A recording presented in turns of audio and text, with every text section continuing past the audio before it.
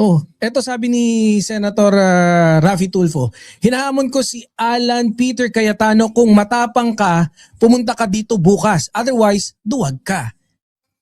Tapos sumagot naman si Alan Peter Cayetano. Para take note para meron tayong konteksto. Kasi sinabi to ni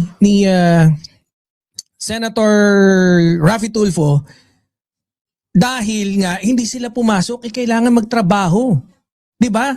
Naghahanap yung taong bayan ng mga isa sa batas nyo. Ang problema, hindi nagkaroon ng session kasi nga hindi pumunta yung majority. And of course, dahil yun sa panawagan ng kanilang Senate leader, yung mga majority leader naman kung mali, hindi nyo ba yan mapangatwiranan kay Alan Cayetano? Eto sumagot si Alan Cayetano, sabi niya, para ako ring sinabi na senator, ikaw maging independent ka, kundi duwag ka. Ha? What? Napakalayo ng comparison niya. Tapos sinabi pa, this is not a radio or TV program. This is not entertainment. This is the Senate of the Philippines.